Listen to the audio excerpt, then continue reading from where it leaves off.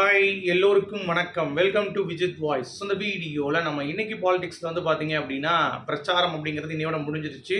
So அடுத்தடுத்து என்னென்ன தகவல்கள் வந்திருக்கு அப்படிங்கிறதை பற்றி இந்த வீடியோவில் நம்ம முழுவதுமாக டிஸ்கஸ் பண்ண போகிறோம். ஸோ வீடியோக்குள்ளே போகிறதுக்கு முன்னாடி நம்ம சேனல் நீங்கள் புதுசாக இருந்தீங்க, இதை சப்ஸ்கிரைப் பண்ணாமல் இருந்தீங்கன்னா கண்டிப்பாக சப்ஸ்கிரைப் பண்ணி உங்களோட ஆதரவு கொடுங்க. வீடியோ மறக்காமல் ஒரு லைக்கை போட்டுக்கோங்க. இப்போ நம்ம வீடியோக்குள்ளே கண்டிப்பாக போகலாம். ஸோ இன்றைக்கி வந்து பார்த்தீங்கன்னா கமலஹாசன் அவர்கள் ஒரு லேட்டஸ்ட்டாக ஒரு வீடியோ வந்து ரிலீஸ் பண்ணியிருந்தார். அதாவது நம்ம அரசியலில் இப்போது என்ன சுச்சுவேஷன் வந்து போயிட்டுருக்கு, யாருக்கு நம்ம ஓட் பண்ணணும் அப்படின்றத தெளிவுபடுத்தியிருக்காரு அப்படின்ற மாதிரி சொல்லலாம். ஆனால் அதற்கு ஒரு நிலைப்பாடு எனக்கு இருக்கான்னு கேட்டிங்கன்னா, எனக்கு வந்து டிஎம்கே ஏடிஎம்கே மாற்று அப்படிங்கிற மாதிரி தான் நான் வந்து யோசிச்சுட்டு இருக்கேன். ஸோ அதனால் என்னை பொறுத்த வரைக்கும் அந்த ஸ்பீச் வந்து பார்த்திங்கன்னா எனக்கு சொல்ல தெரில. ஏன்னா அவருடைய டிஎம்கேக்கு நிற்கிறாரு அப்படின்றது எனக்கு புரியுது. அதனால் கமல் சார் ஃபேன்ஸும் வந்து 3 விதமாக வந்து பிரிஞ்சிருக்காங்க அப்படிங்கிறது பார்க்க முடியுது. ஒன்று டிஎம்கே சப்போர்ட்டராக இருக்காங்க, இன்னொன்று புது கட்சி ஓட்டு போட போகிறேன்றாங்க, இன்னொன்று நோட்டாக்கு போட போகிறேன்றாங்க. நீங்கள் யாருக்கு உங்கள் சப்போர்ட் அப்படிங்கிறது கீழே கமெண்ட் செக்ஷனில் சொல்லுங்கள். சரியா? என்னை பொறுத்த வரைக்கும் இந்த வட்டம் நான் புதுசாக இருக்கவங்களுக்கு வாய்ப்பு கொடுக்க போகிறேன். சரியா? ஸோ என்டிகே ஆர் டிவிகேங்கிறது தான் என்னுடைய சாய்ஸு. இன்னும் நான் முடிவு பண்ணல. இன்னும் சில கன்ஃபியூஷன்ஸ் வந்து போயிட்டுருக்கு அப்படிங்கிறதுனால நான் சொல்கிறேன். ஓகே. ஸோ கமல் சார் வந்து அதை போட்டுட்டு வீடியோ முக ஸ்டாலின் தான் திருப்பி வரப்போகிறாரு. டெல்லியை போய் பார்க்கணுமா இல்லை சென்னையில் போய் பார்க்கணுமா அப்படின்ற மாதிரிலாம் பயங்கரமாக சொல்லிவிட்டு, எவனாக இருந்தாலும் வீழ்த்த முடியாதுடா எங்களால் பெண்களுக்கு பாதுகாப்பு முடியும், போராட முடியும், உரிமைகளை பெற்றுத்தர முடியும், வரலாறு கண்டிப்பாக வந்து அது வந்து பதில் சொல்லும் திமுக தான் அப்படின்ற மாதிரி வந்து பார்த்தீங்கன்னா கர்ஜிஸ்டாரு. அது மட்டும் இல்லை, திமுகவுக்கு ஒரு பிரச்சார பாடல் கமலஹாசன் அவர்களுடைய வரிகளில் பயங்கரமாக வந்து பார்த்தீங்கன்னா ஒலித்தது அப்படிங்கிறது அவர் பாடி சும்மா திமுகவுக்கு வந்து பார்த்தீங்கன்னா ஃபுல் அண்ட் ஃபுல் ஸ்ட்ராங்கான சப்போர்ட் அப்படின்ற மாதிரி வந்து பார்த்தீங்கன்னா வந்துட்டார் அப்படிங்கிறது பார்க்க முடியுது. அது மட்டும் இல்லாமல் விஜய் அவர்களை வச்சு செய்து விட்டார் டிவிகேல.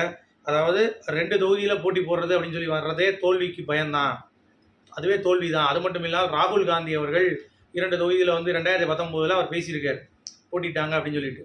ஸோ விஜய் அவர்களும் இப்போ போட்டிடுறாரு, கண்டிப்பாக வந்து பார்த்தீங்கன்னா மண்ணை கவ்வாப்பில் அப்படின்ற மாதிரி வந்து அதையும் சொல்லிட்டு எம்ஜிஆர் நம்ம அடுத்த எம்ஜிஆர் நினச்சிக்கிறாங்க எல்லாருமே.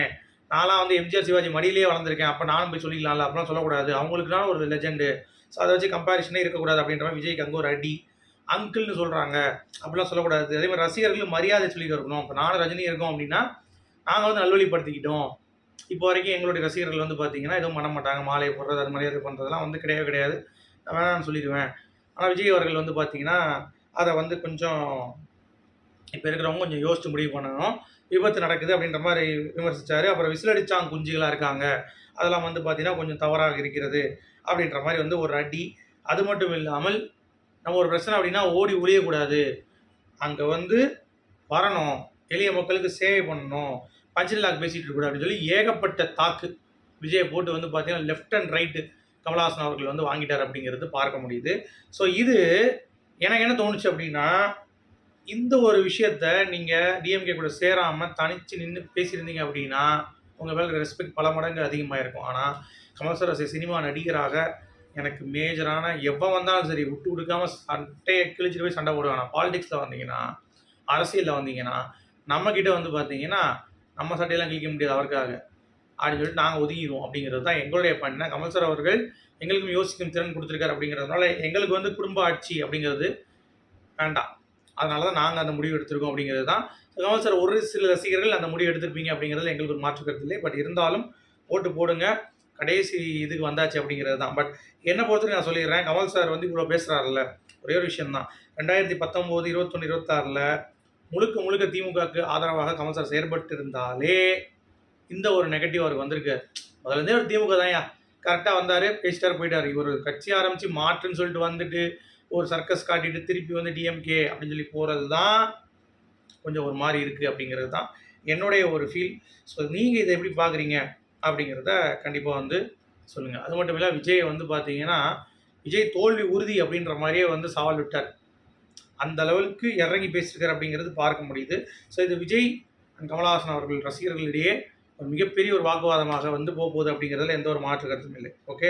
அடுத்து இதில் ஒரு படி மேலே போய் பிரச்சார கூட்டத்தில் செந்தில் பாலாஜி அந்த படி கடுமையாக விமர்சித்தாரோ அதே இதில் அந்த வாயிலேயே அவர் பாராட்டினது, சேகர் பாபு ராஜராஜன் சோழன் கூட ஒப்பிட்டு பேசினது, இதெல்லாம் வந்து பார்த்திங்கன்னா எனக்கே வந்து ரொம்ப ஃபீலிங்காக இருந்தது.